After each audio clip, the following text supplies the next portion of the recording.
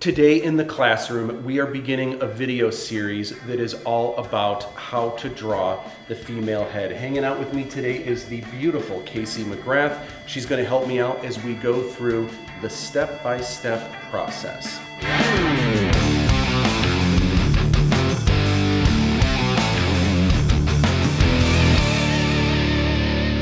Constructing the female head, before we begin with that, we need to back up a little bit and we need to talk about some things that you can do with your line quality that'll help for drawing the human head in general, but especially for drawing the female head. So what we need to do, we need to talk first about the way you are drawing lines. And there are three ways to draw lines, and the first two don't count. So the first thing that people do, they do this thing where they're kind of like, they're just not sure and they just kind of draw their lines. They go across like that. And that's a little bit weird because it's like you're scratching your way to a better future and it just doesn't look good. And then the other thing that people will do, because they don't want everything to look hairy, they'll do this thing where they'll draw really slow and then it just kind of looks like damaged hair and it looks like, it just kind of looks like, I'm not sure. It doesn't look very confident. Ideally, what you want to do, you want to see the line, you want to feel the line, and then you want to make your mark. You want to put it in there. Now, this is not a perfectly straight line, obviously, but check this out. It actually has this elegance to it. It has grace, it has motion, it has energy, because it's darker here and then it's lighter over here. Even though it's just a dry erase marker, it's thicker here and thinner here. And even though it's not a perfectly straight line, it looks like I didn't want it to be a perfectly straight line. That's what I wanted it to look like. It looks like that's exactly what I wanted it to do. I drew this with confidence. That's how you want to start making your lines. Even if your lines are wrong and incorrect, if you start drawing with confidence, your work is going to look so much better. So let's take it a step further. I know a line isn't a very big deal. Let's talk about circles. So again, what a lot of people do when they draw a circle, they do this thing where they kind of feel around, okay, yeah, and then it's something like that, okay. And actually, you know what? That's pretty round. That's actually a pretty good circle, except it's hairy. It looks like those, what are those Star Trek things? Do you Tribbles. know what are they called? Tribbles. Tribbles, okay. How do you know that? I know a lot of things. Okay, so anyway, it looks like a tribble. So that's not how you want to draw circles. The next thing you don't want to do is,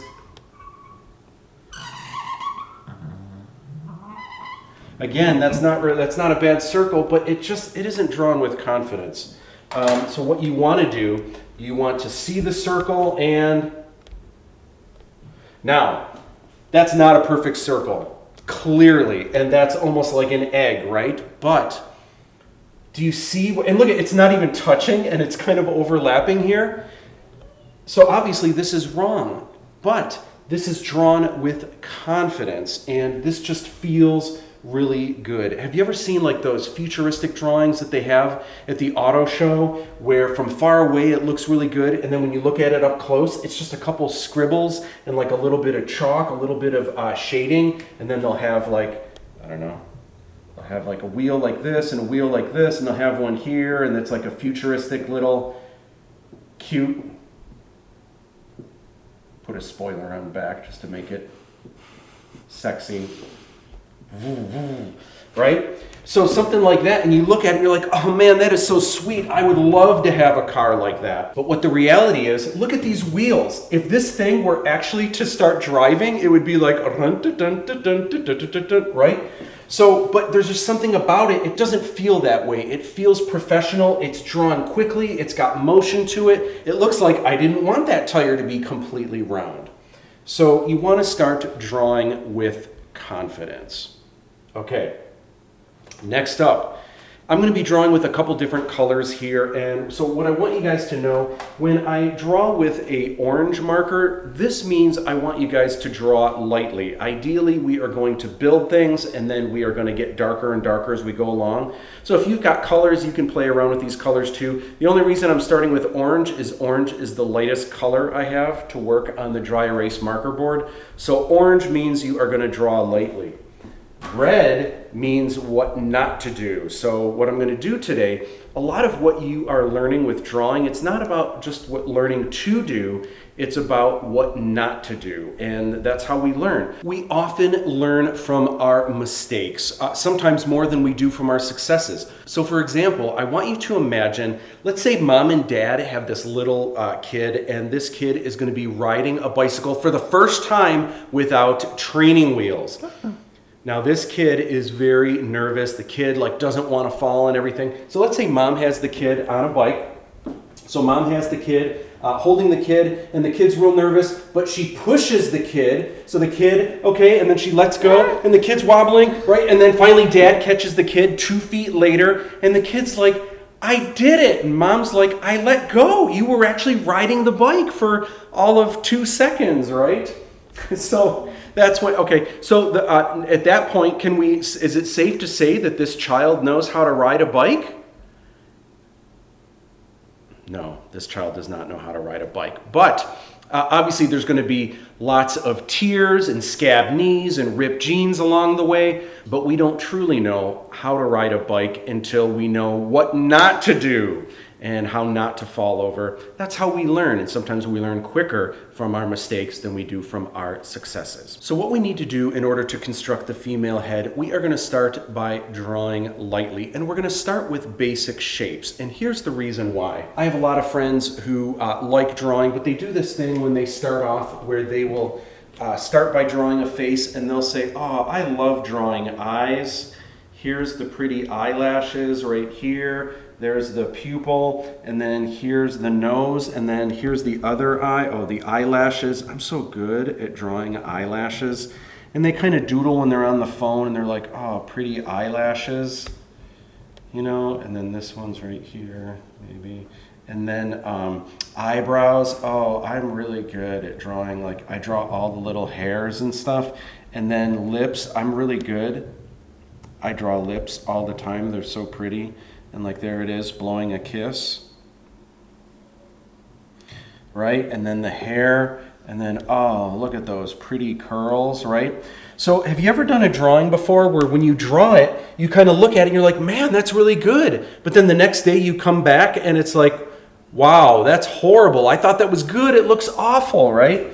So the reason why a lot of times when we draw, we just go right into the details. And when you're looking at this, you're just looking at that eye. And then you're looking at this eye. And then you're looking at that nose. You're looking at these lips. You're looking at that awesome curl right there. But you're not really looking at it all together. So what we need to do a basic construction. We need to do a basic blueprint of the drawing that we're going to do. Then we're going to draw in all of the fun details. If you're following along in your sketchbook, you might want to think of this as if this were a full page. So if you're taking notes, I'm going to draw the head nice and large here. So you really want to fill up your sketchbook page because we are really going to get into some awesome nitty-gritty detail. Then what I'm going to do over here, I'm actually going to draw a wrong head. So I like to call this wrongo. And every time I tell you what to do, I'm going to talk about why you don't want to do it the other way. And we're going to draw all of the wrong things over here. And we'll see, comparing the two, what you think of these. So when we start constructing the actual head, we kind of need to think of the skull. And the skull is created out of two basic pieces. And those pieces are... Casey, do you happen to know what the two main parts of the human head or the two main parts of the skull are? Would that be maybe the head and the jaw? It is the head and the jaw. Very good. But I like to impress people with big words, so I like to use the cranium and the mandible. So we're going to draw the cranium and the mandible, and it's actually pretty easy to do. So the first thing we're going to do lightly, we are going to start with a circle, and this represents the cranium. So you want to draw this large and in charge. So we've got the cranium, and this is just basically a circle. This is the top part of the skull. Then the jaw hangs about a third underneath. So if you can imagine, here's half of the head here, here's half of the head here. You're adding another half underneath. Then everyone's jaw is a slightly different shape. Some people have a more rounded jaw, some people have a more square jaw, and that's kind of what makes us look all unique and beautiful. So for this one, just for giggles, I'm gonna make this one a little bit more of a rounded jaw. So the jaw is always taper in on the side slightly. And then I'm gonna round this off here, and I'm gonna round this off here. Now there's one more thing that we wanna do for this head that's looking at us straight on. Our head, our cranium is pretty round any way that you look at the head, kind of turning around, but when you're looking at someone head on, the temples are actually kind of flat here. So this is kind of weird to think of it this way, but you want to take a cheese grater and you want to slice off a little bit on the sides here, a little bit on the sides here. We'll go ahead and erase that. And then that is actually a pretty good head that we are going to start with. Now, what not to do, I was always told ever since I was in kindergarten, man, all the way up through, even in college, I had professors telling me the way to draw a human head, you just draw an upside down egg. You actually don't want to do that, because if we draw the upside down egg, it kind of looks a little bit more like a guitar, it kind of looks a little bit more like a guitar pick, or it looks like an alien head or something like that. It's just a little bit awkward, so that's not the way you want to start building your head. So today you're going to hear me talk a lot about things like idealizing the figure, and I need to have a quick disclaimer before we get into that. I truly believe that everyone is beautiful. Everyone's beautiful in their own way. Everyone's unique and exciting. I'm not just saying that just to say that. I really do believe that. But in the world of advertising, in the world of entertainment, a lot of times there's different things that we're trying to do. We're trying to appeal to society. We're trying to appeal to social circles. So a lot of times what we're doing, we're trying to what's called idealize the figure. We're trying to make people look their best. So let me give you an example of why you would want to do that. Let's say you're creating a commercial for Cadillac. Now, Cadillac caters to senior citizens, and a commercial that you might see, let's say you've got this television commercial where you've got these two senior citizens, and they're very upbeat, and they're in good physical shape, even though they are older. And let's say their day starts where they are in their cute jogging suits, and maybe they hop in their caddy and they drive to a local park and they get a nice run in, right?